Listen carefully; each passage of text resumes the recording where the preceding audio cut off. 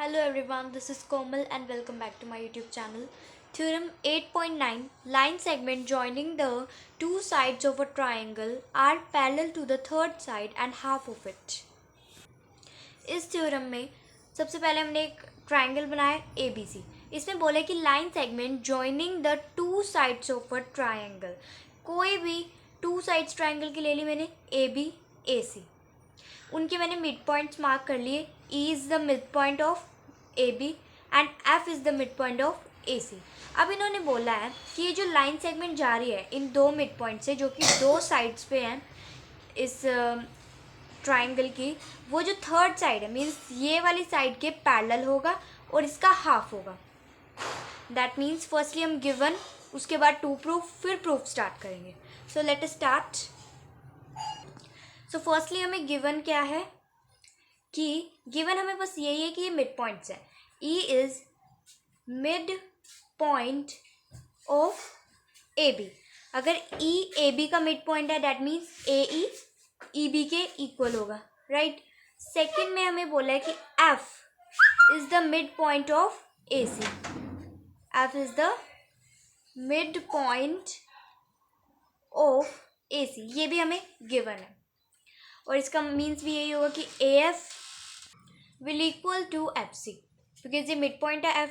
उसके बाद कंस्ट्रक्शन भी की है इसमें. हमने कंस्ट्रक्शन क्या किया, हमें तो बस एक ट्राइंगल गिवन था जिसमें कि जो दो साइड्स हैं उनके दो मिड पॉइंट से हमने एक लाइन सेगमेंट ड्रॉ करी और हमें ये प्रूफ करना है कि जो ये लाइन सेगमेंट ड्रॉ की है EF वो BC के पैरेलल होगी और BC के हाफ होगी.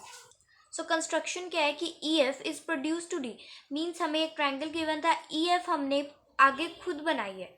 तो इसको हम डॉटेड लाइन से दिखाएंगे वैसे. सो EF हमने D पे आगे लेके गए हैं. So produce to D. After that इन्होंने बोला है कि AB is parallel to DC.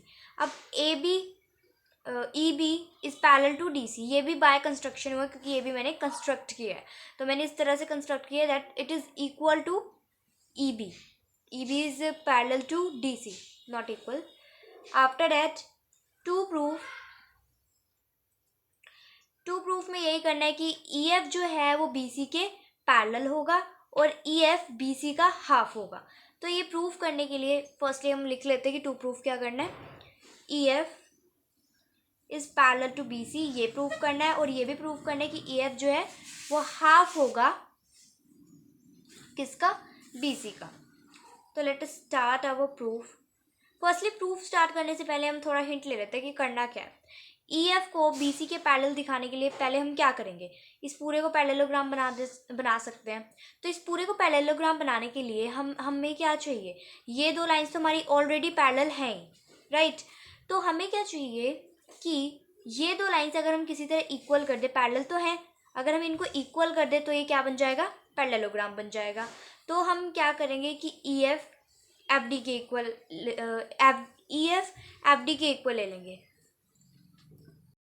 EF को FD के इक्वल भी प्रूफ करना है हमने.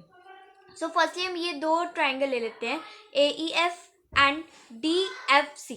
इसमें हम क्या करेंगे कि EF को FD के इक्वल बना लेंगे.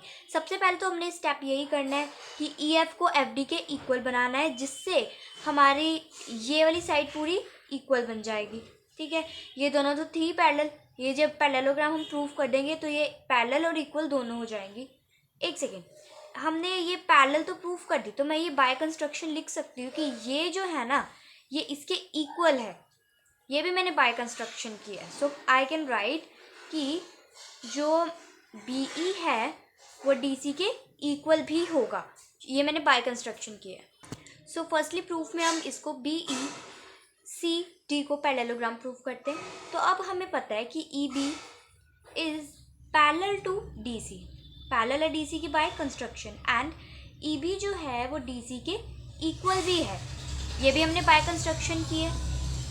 और हम ये लिख भी सकते हैं इसमें कि ये Q इक्वल है बिकॉज हमने यहाँ पे थ्योरम 8.8 पढ़ी थी कि अगर एक पेयर, कोई भी एक पेयर एक क्वाड्रिलेटरल का, अभी यहाँ पे ये BECD क्वाड्रिलेटरल बन रहा है, तो कोई भी एक पेयर इक्वल या पैरेलल होगा तो वो क्या हो जाएगा, पैरेललोग्राम.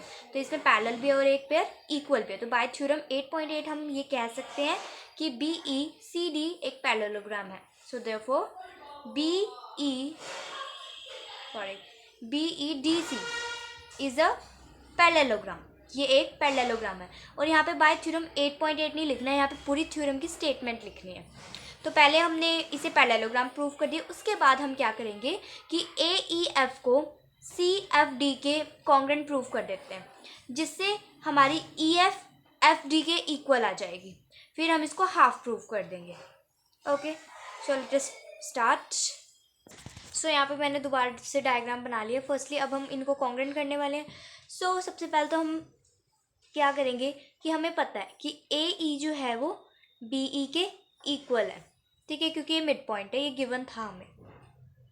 ओके, और हमें ये भी पता है कि BE जो है वो CD के इक्वल है, क्योंकि अभी अभी हमने BEDC को पैरेललोग्राम प्रूव करा है। तो BE उसमें CD के इक्वल था, बाय कंस्ट्रक्शन हमने किया था, ये बाय कंस्ट्रक्शन लिख देते हैं यहाँ पे। आफ्टर डैट अब यहाँ पे BE कॉमन है, तो फ्रॉम इक्वेशन 1 एंड 2 मैं कह सकती हूँ कि AE जो है वो CD के इक्वल होगी, बिकॉज यहाँ पे BE तो कॉमन है, तो मैं BE की जगह यहाँ पे CD भी तो लिख सकती हूँ। तो AE CD के इक्वल होगी from 1 and 2, from equation 1 and 2। मैंने पहली चीज़ तो ये प्रूफ कर दी है। ओके, उसके बाद हम सेकेंड चीज़ क्या प्रूव करेंगे कि ये जो वर्टिकली ऑपोजिट एंगल्स हैं, एंगल 1 एंड एंगल 2, वो इक्वल होंगे, because these are vertically opposite angles. After that हम इसमें ऑल्टरनेट इंटीरियर एंगल्स भी कर सकते हैं। ऑल्टरनेट कैसे, यहाँ पे एंगल 3 नेम दे देते हैं इसको, और angle 4, 2 and this one is 4। So angle 3 angle 4 के इक्वल होगा, बिकॉज ये ऑल्टरनेट इंटीरियर एंगल Z बन रहा है यहाँ पे। तो ये जो एंगल 3 है वो एंगल 4 के इक्वल होगा, ये वाला 4 एंगल है। सो ये हो गया ऑल्टरनेट इंटीरियर एंगल, मैं शॉर्ट फॉर्म में लिख रही हूँ। तो बाय AAS कॉन्ग्रुएंसी या क्राइटेरिया या रूल कुछ भी लिख सकते हैं, ये दोनों ट्राइंगल क्या हो गए, कॉन्ग्रुएंट। AEF कॉन्ग्रुएंट हो गया टू FCD। तो इसी के साथ कॉन्ग्रुएंट बनाने के बाद मैं इसको कह सकती हूँ कि जो EF है वो FD के इक्वल होगा, क्योंकि इसमें इस ट्राइंगल के अंदर ये आता है EF और FD मैं इक्वल दिखा सकती हूँ बाय CPCT। अब क्वेश्चन ये आता है कि मैंने ये यहाँ पर ये क्राइटेरिया क्यों लिया AAS। यहाँ पे हमें अच्छे से यहाँ पे देखना पड़ता है कि AS से चल रहे हैं, AAS क्राइटेरिया चल रहा है। तो यहाँ पे AAS हमने क्यों लिया, क्योंकि यहाँ पे जो एंगल्स हैं, दो एंगल्स कट्ठे हैं, एक ही लाइन पे दो एंगल्स बन रहे हैं, 3 और 1। तो यहाँ एंगल, यहाँ से लेते हैं एंगल एंगल, फिर ये अलग हमने साइड ली थी, साइड सबसे अलग है, सो दैट इज़ वाई हमने एंगल एंगल साइड लिया। अब हमने क्या कर दिया, ये ट्रायंगल को कॉन्ग्रुएंट भी प्रूव कर दिया है और CPCT से इसको इक्वल भी प्रूव कर दिया है। आफ्टर डैट मैं इसमें क्या कर सकती हूँ, क्या मैं EF प्लस FD को BC लिख सकती हूँ। अब मैंने ये तो प्रूफ हाँ, अब हम ये भी प्रूफ करेंगे। इसको करने से पहले अभी हमने देखा था कि BEDC जो है एक पैरेललोग्राम है, जिसमें ED BC के पैरेलल होगी, क्योंकि ये पैरेललोग्राम है। तो इसका हाफ भी तो इसके बराबर होगा, आई मीन इसके इक्वल तो हम नहीं कह सकते, बट पैरेलल होगा, राइट। तो ये मेन होता है कि अगर ये पूरी साइड मीन्स ED अगर BC के पैरेलल है, एक पैरेललोग्राम है, तो उसका हाफ भी जो है दूसरी साइड के पैरेलल होगा।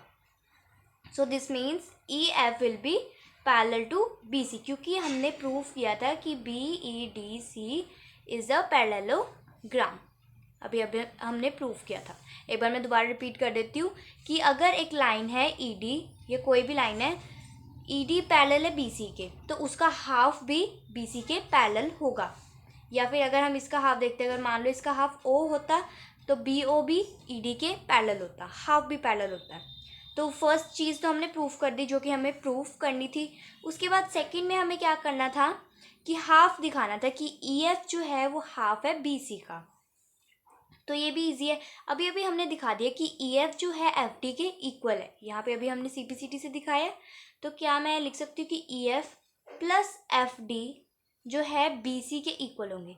क्यों? क्योंकि ये पूरी लाइन जो है बी सी के इक्वल और पैरेलल भी थी, because B E D C is a parallelogram, जो कि हम प्रूव कर चुके हैं. तो ई एफ,